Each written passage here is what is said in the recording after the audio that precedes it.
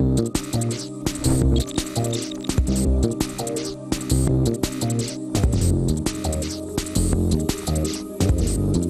a eu la chance de travailler avec le CRIT Environnement Île-de-France, qui a eu un apport énorme, puisque dès le départ, ils nous ont aidés à faire déjà des études pour faire le point sur nos inventions, nos produits. On a été appuyé par Agoranov, on a été appuyé par Paris Développement, donc pour la région parisienne. On est en contact avec des laboratoires d'informatique qui dépendent d'universités. Aujourd'hui, on a créé une relation avec une première équipe de recherche du CNRS. On a eu l'occasion de rencontrer l'association Paris Entreprendre.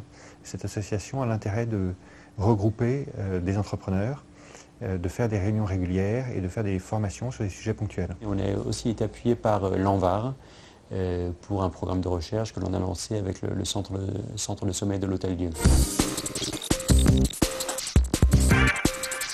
Zyton a mis en place des partenariats privés avec des entreprises leaders dans leur secteur. J'ai approché par une association qui s'appelle le VIA, Valorisation par l'innovation dans l'ameublement. J'ai approché un certain nombre de designers français qui avaient travaillé de près ou de loin dans le monde du sommeil. Donc j'en ai présélectionné une dizaine. Pour les autres partenaires, on a parfois lancé des appels d'offres pour des éléments techniques du produit. Nous avons par exemple un partenariat avec les 3 Suisses pour justement intégrer le téléphone mobile comme un vrai outil marketing. Actuellement, nous avons un projet piloté par le R2ITH et l'IFTH d'associer des créatifs avec des industriels pour créer des produits nouveaux, des concepts nouveaux. On est en discussion de partenariat avec des distributeurs pour l'Amérique du Nord et pour l'Europe pour distribuer auprès des particuliers.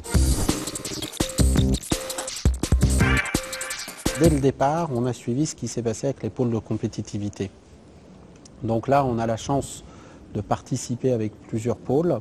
Donc un premier à Lyon, le pôle chimie de l'environnement Accélera, qui avance assez vite puisqu'on vient d'avoir un projet aujourd'hui validé. L'intérêt d'un pôle de compétitivité, c'est justement de pouvoir réunir des fonds de différentes natures. Il y a des fonds régionaux, avec des structures comme l'OSEO par exemple.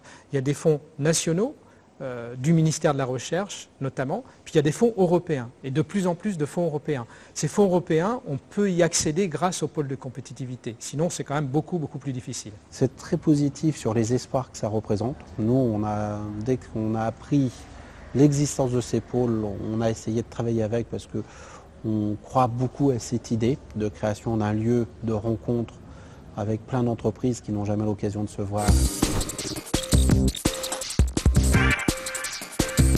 On a fait cette démarche d'identifier le partenaire avec qui on voulait travailler, de l'approcher, d'obtenir un rendez-vous. Ça s'est fait tout seul et on a eu un accueil extrêmement favorable. La prise de contact avec des experts du sommeil s'est faite en fait par la Société française de recherche sur le sommeil, qui m'a permis d'identifier tous les acteurs importants de la recherche sur le sommeil en France. En fait, c'est venu au fil du temps, c'est-à-dire que nous avons commencé à avoir de contact avec des formations, Bac+4, Bac+5, des professeurs, et comme il y a des enseignants-chercheurs, c'est comme ça que nous sommes remontés ensuite auprès des chercheurs et des laboratoires.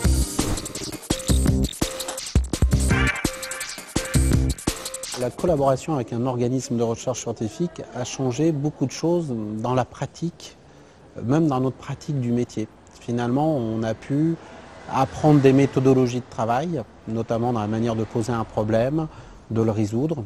Les partenariats nous ont apporté la capacité de nous appuyer très tôt sur les experts de leur domaine, sans avoir à les chercher pendant un an. Ça génère évidemment des travaux de recherche qui peuvent aboutir à de nouvelles offres et de nouveaux produits. Ça aboutit aussi sur l'emploi de notre directeur de production, de recherche et de développement actuel.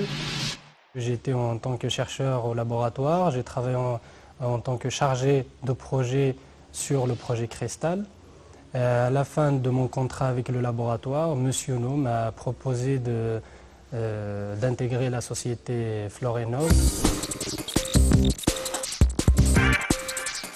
Le conseil que je me permets de donner, c'est qu'on ne fait rien seul et on ne fait pas forcément de l'innovation avec les grandes structures. Il y a une espèce de pensée unique en France qui fait qu'on travaille avec des gros.